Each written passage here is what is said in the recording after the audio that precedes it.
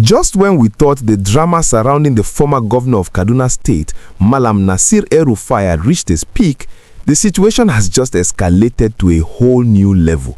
The headline you saw is not a rumor, it is the absolute reality on the ground in Abuja right now. The heat has been turned up and the security agencies are not giving him a moment to breathe. Less than 24 hours after he was picked up by operatives of the Independent Corrupt Practices and Other Related Offences Commission (ICPC), his private residence in the upscale Aso Drive area of Abuja was raided by a team of investigators. This is not just a simple invitation anymore. This is a full-blown siege, and the details coming out of the capital city are intense. Let's break down exactly what is happening, because the timeline of these events is moving very fast. It all started on Wednesday evening, February 18, 2026. El-Rufai had just secured what he thought was a victory, an administrative bail from the Economic and Financial Crimes Commission (EFCC), after spending 2 grueling nights in their custody answering questions about his 8-year tenure as governor. But as he was stepping out, hoping to finally go home and sleep in his own bed, he was immediately intercepted. It was like a scene from a movie. The ICPC operatives were waiting and they whisked him away into their own custody. The agency's head of media and public communications, Mr. Okoro Ode, didn't waste time. He issued a statement late Wednesday night confirming that yes, the former governor is with them in connection with ongoing investigations. But the real action happened yesterday, Thursday, February 19. While El-Rufai was sitting in an interrogation room at the ICPC headquarters, a team of operatives was dispatched to his home. Sources on the ground confirmed that the raid was thorough. They arrived at his residence on Aso Drive around 2 p.m. and turned the place upside down. They were searching for documents, evidence, anything that could link him to the massive allegations of financial mismanagement that have been hanging over his head since the Kaduna State House of Assembly indicted his administration for allegedly diverting over 400 billion naira. His media aide, Muyiwa Adekaye, took to social media to confirm the raid, simply stating, "Update. The Aso Drive residence of Malam Nasir El-Rufai was today searched by the ICPC. It was a short statement, but it carried a lot of weight. It tells us that the agency is looking for something specific, something physical that they believe is hidden in that house." Meanwhile, his lawyer, Ubongakpan, is absolutely furious. He has come out swinging, condemning the raid as unlawful and a gross violation of El-Rufai's fundamental human rights.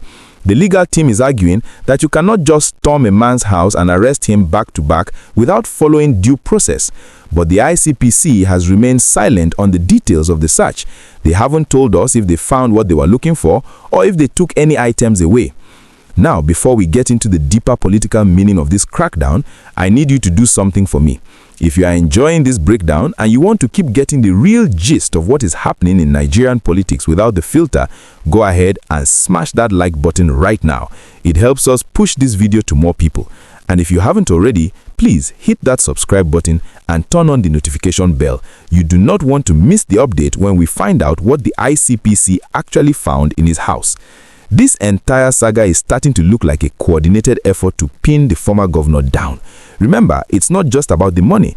There's a whole other layer of trouble involving the Department of State Services, DSS.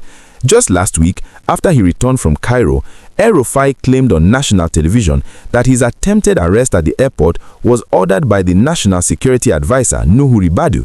He even went as far as saying he had evidence that Ribadu's phone was wiretapped. That statement alone has landed him in hot water, with the DSS slapping him with cybercrime charges. So you have the EFCC investigating the money, the ICPC raiding his house for corruption evidence, and the DSS coming after him for cybercrimes and national security breaches. It is a three-front war, and El-Rufai is right in the middle of it. Political analysts are looking at this and seeing the signs of 2027 already. El-Rufai recently defected to the African Democratic Congress (ADC) and has been very vocal against the current administration. Many of his supporters are screaming witch hunt. They believe this is a strategy to silence a powerful opposition voice before the next election cycle really kicks off. They are asking why other former governors who have similar allegations are walking free while El-Rufai is being passed from one agency to another like a football. On the other hand, his critics in Kaduna are celebrating. They argue that the debt burden he left behind has crippled the state, and accountability is not a witch hunt, it is justice. They want to know where the money went, and they support any measure to recover it. As we speak, El-Rufai remains in custody. He has moved from the frying pan of the EFCC into the fire of the ICPC. The question on everyone's lips is, will he be charged to court immediately, or will they keep him in detention while they analyze whatever they found in his Aso Drive home? The silence from the ICPC regarding the specific findings of the raid is making everyone nervous. Usually, when they find something big, they leak it to the press. The fact that they are quiet means they are building a watertight case that will shock everyone when it finally lands in court.